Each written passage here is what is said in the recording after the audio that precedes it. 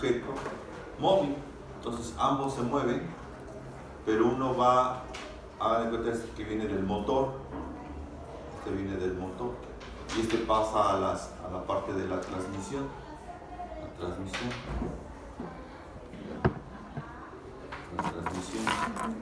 Vamos a poner a las llantas, ¿no? Vamos a poner a las llantas, donde ya estamos teniendo el complemento de las llantas. Entonces el motor viene girando acá y se va a través de un disco. Este disco es este que tengo acá. Y se empieza a mover. Aquí está el motor y empieza a girar y el disco se empieza a mover. Y este va a mover la transmisión, después va a pasar con las llantas y empieza a mover las llantas, lo que hacemos con el motor. Pero no pueden estar unidos de forma sólida, físicamente sólida, sino están separados por una capa base, por una capa de fluido. Entonces es lo que le ponen el aceite. Ponen el aceite del motor, o el aceite en este caso para la transmisión, para los cambios de velocidades. Si se seca el aceite, ese aceite se pegan los discos. Si tú quieres hacer un cambio de velocidad primera, segunda y tercera, se rompen las velocidades. ¿Okay? Entonces se supone que ¿qué va a suceder si mientras estos discos se acercan más? Aquí lo voy a poner, a ver si se ve con este color azul. Ajá. Aquí bien, se va usando un aceite especial. Bueno, si nosotros tenemos este tipo de construcción, pues mientras más se aleje, mientras esté más cerca, vamos a suponer que fueran estas plaquitas, mientras esté más cerca, pues vamos a suponer que se mueve y le pasa el torque a esta, para que se empiezan también a mover, pero están separadas de un fluido. Lo voy a poner en verde, porque yo creo que se ve mejor en verde. Ajá. Entonces hagan de cuenta que así, mientras esté más cerca, tenemos nosotros mayor transmisión, ¿sí? Porque hagan de cuenta que tenemos casi la misma velocidad. Entonces tenemos estos discos cerca, está generado por el motor, empieza a girar y le transmite la transmisión a pues se llama transmisión, y le pasa el movimiento a este disco y empiezan a girar las ruedas y empiezan a girar. Entonces mientras esté más cerca, pues ahí tenemos mayor potencia, tenemos mayor torque. ¿Qué pasa si lo vamos alejando?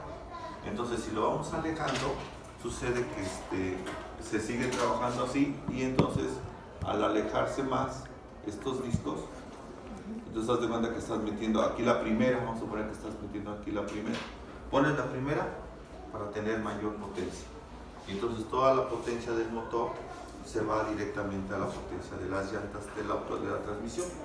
Pero si tú empiezas a poner la segunda, la tercera, la cuarta, ¿verdad? Entonces estos discos se van abriendo. No creo que se abren en ese tamaño, son milimétricos. Entonces, al abrirse, entonces ya no le pasa tanto torque o tanto trabajo a eso. Entonces, al separarse, vamos a suponer que aquí estamos en la cuarta, pues se separan porque no necesitas tanta velocidad, no necesitas tanta potencia. Aquí vamos a ver que está la cuarta, o la tercera, vamos a poner la tercera. ¿Sí va a manejar? Sí. Entonces aquí le va a pasar el móvil, viene siendo el motor. Entonces mientras más se vayan abriendo estos disquitos, pues las velocidades pues van haciendo cada vez más, como un cambio en las bicicletas. Por ejemplo, en las bicicletas, cuando tú quieres andar en una bicicleta y vas a subir una cuesta, pues no pones la estrella más pequeñita, pones la estrella más grande. Ya pones la estrella más grande para que hagas menos esfuerzo y subas, pase, y subas la cuesta, ¿verdad? Pero cuando tú ya vas de bajadita, ¿verdad? Pues no pones la estrella más grande, porque entonces te llegan tus piernas muy rápido, sino pones la estrella más pequeñita, ¿no? Entonces vas a una velocidad mucho mayor. Lo mismo sucede. En Toyota inventó una cosa como estas. En lugar de que hiciera Ford esto lo hacía Ford. Y Toyota vino y ya llama transmisión, el CVT. Entonces lo que hace es un disco, y aquí es otro disco. Ajá. Y entonces lo que hacen es que acá tiene un disco interno y aquí tiene otro disco interno. Y cuando vamos a hacer los cambios de velocidades, estos discos salen, se se proyectan acá. Y este disco sale y se proyecta acá, como si cambiáramos de velocidad. Y entonces esa transmisión pues la desarrollaron los japoneses, y esa transmisión pues es mucho más efectivo que estos discos que se abren, se cierran, se abren. Quiero mayor potencia, ciérralos para que toda la energía que tiene el motor la transmita a las llantas, a la transmisión. Oiga, aquí ya tenemos mucha velocidad, entonces pone la tercera, la cuarta para que se abran y no estés gastando más gasolina porque lo tienes que mover. Pero en Toyota no se inventó algo así. Entonces esos discos salen y son varios dos discos o tres discos que van cambiando de tamaño. ¿Okay? Entonces así cambiamos las velocidades, se hacen los cambios de velocidad en una CVT. Entonces lo que se trata de hacer con este ejercicio es realmente cuando están dos discos, ¿cómo transmites la energía? ¿Cuánta energía lo estás transmitiendo? Entonces eso es lo que dice el ejercicio. En un sistema de embrague se muestra en la figura, se usa para transmitir un par de torsión mediante una película de aceite. Ese aceite está separado a ¿cuántos milímetros? 2 milímetros, pase, 2 milímetros. Entonces este espacio que está acá es equivalente a 2 milímetros. 2 milímetros. ¿Ok? Después nos dice que la viscosidad de ese fluido es equivalente a 0.38. Vamos a poner aquí, viscosidad igual a 0.38. Debe ser Newton sobre metro cuadrado segundo, ¿verdad? Que son pascales segundo. También con unidades de la viscosidad. Y nos dice también que está entre dos discos idénticos y los dos discos tienen una distancia, bueno, un diámetro de 30 centímetros. Están separados. Estos dos tienen el mismo tamaño, 30 centímetros. Entonces cuando vino la Ford desarrolló estos disquitos. Entonces para ellos era muy fácil aquí, son iguales. Cuando vino Toyota empezó a generar que es el CVT, es la transmisión de cambio variable. Entonces cambian los discos, pero en su interior se van metiendo los discos. ¿Okay? Entonces es algo que tienen que ver, tendríamos que verlo en algo más físico, ¿no? Pero bueno, tratamos de imaginarnos aquí algunos ejemplos. Bueno, cuando continuamos con la lectura, dice que la flecha impulsora gira a una velocidad de 1450 revoluciones por minuto. Esta es la que impulsa. Impulsora. Esta es la de 1450 revoluciones por minuto. Es decir, que estas son las que están pegadas al motor y estas son las que están generando que se empiecen a mover. Esa es la que impulsa. Y la impulsada, porque imagínense si estos fueran pegados con un tornillo, pues entonces la transmisión se rompe. Si no tenemos el aceite que separe estos dos discos y no le colocas aceite a la caja de transmisión, pues también se rompen, se pegan y se rompen las velocidades. Entonces, también cuando alguien no diseña bien un aceite multigrado y le colocas un aceite y se calienta y se evapora, pues se seca y también se tienden a romper. ¿Okay? Entonces tenemos que tener mucho cuidado. Oiga, maestro, ¿y esto para qué nos sirve? Miren, cuando empecemos a ver, o cuando empiecen ustedes a ver una empresa, una industria, muchas veces los motores, ¿verdad?, necesitan ese cambio de velocidad. Entonces tú pones tu motor, enciendes tu motor, pero hay que variar las velocidades con un variador, con una resistencia, porque de lo contrario, si tú pones el motor a todo lo que da, ¿verdad?, a lo mejor el fluido, que es un fluido, puede ser un fluido newtoniano, al principio necesitas mucha fuerza, pero después ya no necesitas tanta fuerza para moverlo. Entonces por eso tenemos que ver este tipo de ejercicios, porque la deformación del flujo de corriente es diferente. Bueno, entonces esa es la razón, y los carros, los automóviles se manejan con ese tipo de construcción, pero lo que interviene aquí es el aceite. El aceite es el fluido que nos va a mantener de cuánto transmisión se trabaja. Si esto es cierto, dice la pregunta, dice que la flecha impulsa es de 1398 revoluciones por minuto. Pues sí, no le pasa todas las revoluciones, ¿vale? Le pasa una parte de las revoluciones, porque no están íntimamente pegadas o adheridas, sino simplemente están separadas por un aceite, ¿no? Pues se va moviendo de esta forma. Ya no soy pues bueno.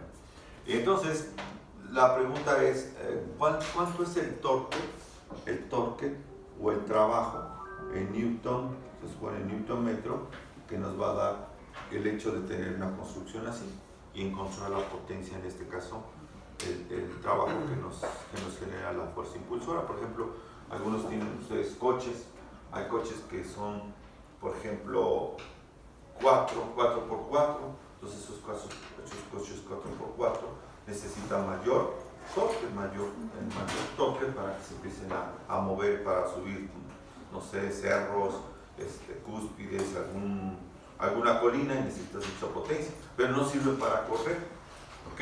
Y coches que no son 4x4 son carros que son de mucha potencia, entonces esos carros de 4x4 son aquellos que sí necesitan mucho más potencia, entonces algunas veces necesitas más velocidad, no sirve para subir cuestas ni nada de eso, ni en campo traviesa.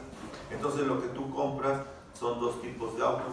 Un auto que lo vas a ocupar, por ejemplo, para la playa, para subir, hacer campo traviesa, y necesitas mucho torque, y eso es lo que nos interesa a nosotros, el torque. Si esto es cierto, entonces esas cajas necesitamos una potencia de motor mucho más grande. Pero si lo queremos estos tipos de carros, como estos carros de 4x4, usarlos para carreras, pues no nos sirve, porque normalmente esos carros corren más o menos bien a 120, 140 kilómetros por hora. Es bien temprano. Bueno, entonces la pregunta es, ¿cuánto vale o cuánto se genera el torque de torsión? ¿Cuánto se determina el torque de torsión? ¿Cómo lo determinas? Y entonces empezamos con algo muy sencillito. Primero, ¿cuál es el fluido que se está deformando? Y el fluido que se está deformando es un aceite. El aceite es ese fluido. Y como se está deformando, se basa en una ley que se llama la ley de viscosidades de Newton. Y entonces empezamos con la ley de viscosidades de Newton. Recuerden que ya todo eso lo tienen en su libreta. Entonces empezamos con la ley de viscosidades de Newton. No voy a poner tantas letras para no entorpecer los cálculos. Entonces, la ley de viscosidades de Newton nos dice que el esfuerzo de corte es igual a la viscosidad A menos la viscosidad por el gradiente de la velocidad con respecto a un eje de coordenadas, ¿no? Eso es lo que nos dice la ley de viscosidades de Newton. Recuerden que nosotros tenemos que aplicar. Si no sabemos aplicar esto, pues dejamos de ser ingenieros, ¿verdad? Pero bueno, oiga maestro, ¿y dónde se ve eso que usted dice acá? Bueno, fíjense bien. Se supone que si nosotros tenemos estos dos discos, estarían separados de esta forma. Aquí vamos a dar otro dibujito así para observar el fenómeno. ¿Ok? Este es el disco número 1. Ajá. Y este es el disco número 2. Este es el disco número 2. ¿Ok? Este es el 1 y este es el 2. Bueno, están separados por un fluido. Vamos a ponerlos en verde. Están separados por un fluido. Y entonces este es el que se empieza a mover. Este es el que tiene el motor. ¿Cuáles son las moléculas que tienen mayor velocidad? Pues las que están pegadas a ese disco. No recuerden que son discos. No son. Si yo quisiera ver un disco sería algo así, ¿no? Tendríamos este tipo de dibujo. Algo así. Aquí tendríamos el otro disco. Así, ¿no? Entonces, se supone que si son discos, las moléculas que están pegadas exactamente cerca del disco, que están ordenaditas acá, tendrían que tener una velocidad máxima, que realmente cuando hacemos un balance lo hacemos con el esfuerzo de corte. Entonces aquí tenemos un esfuerzo de corte mínimo, porque las moléculas no les cuesta mucho trabajo moverse, tantita fuerza y se empiezan a mover. ¿Ok? Y las moléculas que están más alejadas, mientras más se alejen, entonces aquí tenemos una velocidad base, una velocidad mínima, o un esfuerzo de corte máximo. Y entonces vemos que el esfuerzo de corte, el esfuerzo, ahí se observa una deformación, hay una derivada o una diferencial de la velocidad, que sería esta que está acá, Y también estamos viendo un esfuerzo de corte que va cambiando. ¿Okay? Si observamos el fenómeno, esfuerzo de corte y deformación. Siempre que ustedes vean esto, acá en un fluido, siempre van a ver que hay que tiene que involucrarse la ley de viscosidad de Newton. Siempre que ustedes vean algo así en un fluido, hay que meter la ley de viscosidad de Newton. ¿Cómo lo resuelves? Bueno, si nosotros tenemos este tipo de casos, como este que está acá, pues ya tenemos toda la información. Aquí aparece que ya tenemos la viscosidad, ya tenemos el dato de los centímetros, el espesor. ¿Quién vendría siendo para nosotros el espesor? Esta que está acá. Esta que está aquí sería nuestro espesor. ¿Vieron? La separación entre los discos. Que sería nuestro delta de R. Si esa separación de los discos viene siendo este que está acá. Entonces, esta fórmula, ya como ingeniero, pasa a ser en forma de gradiente. Recuerden, cuando ya tenemos toda la información, las ecuaciones se usan como gradientes. Cuando nosotros vamos a desarrollar una expresión, como en fenómenos de transporte, que vamos a desarrollar un modelo, tenemos que partir de su forma diferencial. ¿Okay? Esa es la diferencia entre lo que estamos hablando de un ingeniero y lo que es un matemático. Un matemático parte de una ecuación diferencial. Los ingenieros partimos de ecuaciones que son los llamados gradientes. Pero algunas veces cuando colocamos estas cosas así como esto, con la viscosidad, el gradiente de la velocidad y el gradiente de la distancia, pues algunas veces no sabemos o no entendemos de dónde, por qué se le quitó el signo, pero ya lo hicimos nosotros. ¿Por qué lo vamos a aplicar? Entonces, el primer ejercicio que hicimos, si recuerdan, fueron dos tubos, dos cilindros. Ahora, la misma ecuación nos va a estar ordenando. También, recuerden, ¿por qué siempre trabajamos nosotros con una unidad de fuerza? Porque la fuerza, otra vez, fuerza por distancia es el torque. El torque o el trabajo dividido entre una unidad de tiempo es para nosotros joules segundos y viene siendo otra vez watts. Y no hay otra forma más que llegar a todas las ecuaciones de física a través de la fuerza. Por eso tensión superficial y todo eso se ocupan fuerza. Si tú quieres ser un ingeniero, tienes que buscar la propiedad que se vincule con la fuerza. ¿Ok? Si no, no tiene sentido nada de esto. ¿Y cuál es la ecuación que nos puede vincular al esfuerzo de corte? Entonces sabemos que el esfuerzo de corte es una unidad de fuerza para que se convierta en intensiva sobre una unidad de área. Y entonces aquí es la que nos interesa esta fuerza. Por eso lo igualas. Igualas entonces la fuerza sobre el área, que es la misma, la igualas con la ley de viscosidades de Newton. Y entonces la igualas con esta ley de viscosidades de Newton con la finalidad de que nosotros despejemos la fuerza. Y todo es el caso del anterior ejercicio, también es en eso consiste, en buscar la condición de fuerza.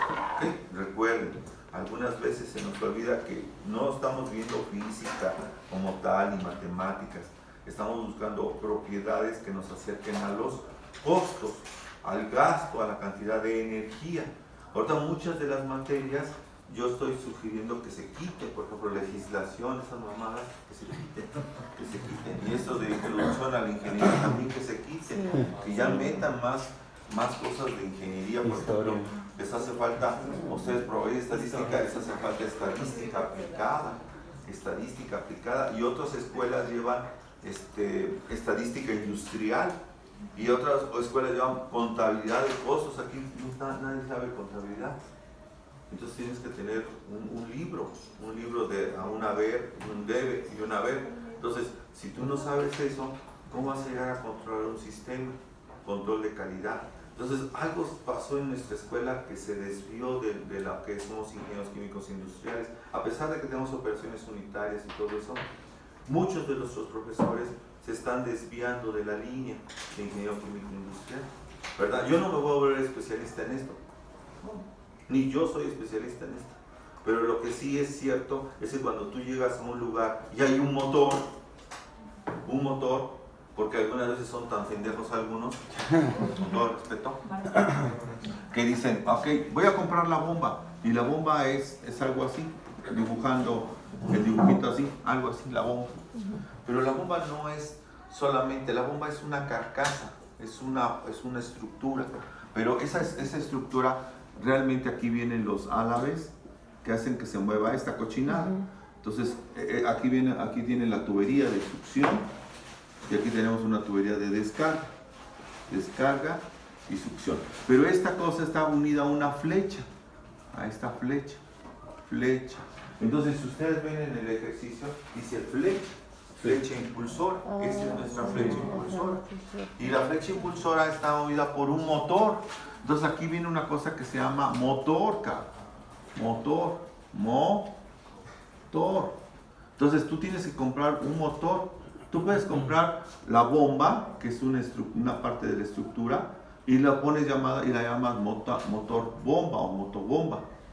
Motobomba, porque va acompañada de un motor. Entonces tú puedes comprar la bomba, el motor que tenga, por ejemplo, un HP o que tenga 5 HPs y la adaptas a la estructura de la bomba. ¿Okay? Y la estructura de la bomba, ¿por qué la estructura de la bomba se mete aparte? Porque algunas veces metemos productos químicos que son corrosivos. Algunas veces agua. Bueno, pues cómprate la estructura de una bomba para agua. Bomba para el agua, no el motor. Entonces tú puedes comprar por partes. Compras la bomba y después compras el motor.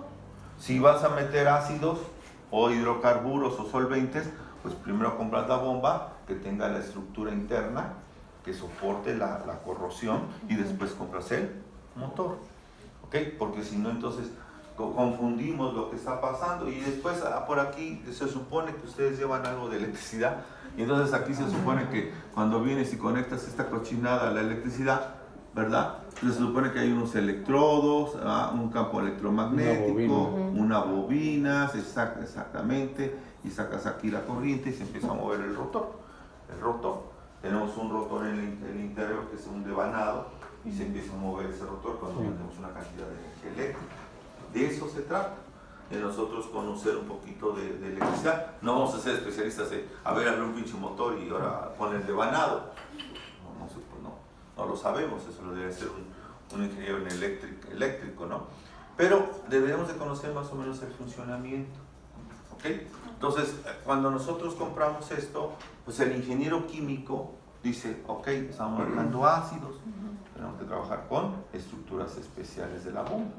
Que vamos a trabajar con un hidrocarburo, estructuras especiales. Que vamos a aumentar la potencia, oye, pero ya tienes la estructura de la bomba, ahora nada más cómprate el motor por separado. Algunos venden junto todo, bomba motor, y las juntas están pegadas, es más, parece un solo cuerpo, no es cierto, pero ya están perfectamente unidas. Aquí hay mucho ingeniero medio pendejo, por ejemplo. No sé si lo observan en el laboratorio de aquí de operaciones sanitarias, hay una fosa. Entonces se supone que ahí en el año del 2002, 2001 iban a traer unas bombas con la finalidad de que hicieran una práctica los jóvenes de unas bombas sumergidas y unas bombas elevadas, y así iban a hacer pruebas para que el muchacho empezara a hacer los cálculos y no nada más viera lo que ven ustedes ahí en el laboratorio chafa, ¿no? No es chafa, lo que falta es que le falta mucho ingenio ahí. Entonces se compró y se hizo esa cuneta, se hizo. Pero cuando vino la persona para trabajar, pues nada más sacó las bombas. Sí, cabrón. Entonces el poli tenía que comprar los motores. Y como no hubo presupuesto, lo dejaron así. Ya no se completó el proyecto y lo dejaron así. Entonces ya se fue el pincho de ahí, ¿no? Pero eso debería llenarse de agua y trabajar con una serie de bombas. Poner bombas en serio o por ejemplo poner bombas del mismo tamaño pero con diferentes potencias de motor.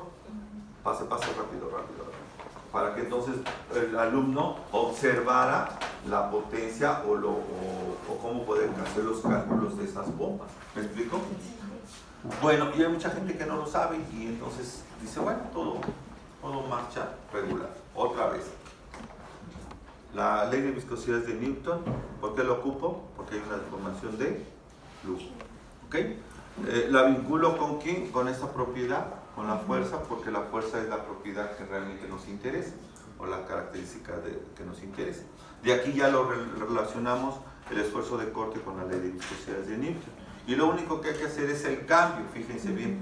Lo único que tenemos que hacer es un cambio. Entonces seguimos aquí con fuerza sobre área va a ser igual. El fluido de la viscosidad sigue siendo la misma variable, la misma propiedad del fluido. Y aquí tenemos un gradiente de velocidad. Pero ese de gradiente de velocidad nosotros llamamos una velocidad tangencial, porque estamos hablando de un sistema de un giro, ¿verdad? De los giros que tienen estos discos. Y en lugar de usar el delta de R, ocupamos ahora sí el espesor, que es normalmente cuando hacemos fenómenos de transporte, ¿verdad? Al espesor lo colocamos siempre con ese símbolo. Si tenemos esto, este sería para nosotros normalmente el espesor, ¿no? Y hacemos un estudio de una capa que va cayendo. Entonces, normalmente usamos esa letra del espesor. En otros lados ocupamos el delta de R, para cuando estamos hablando de cilindros.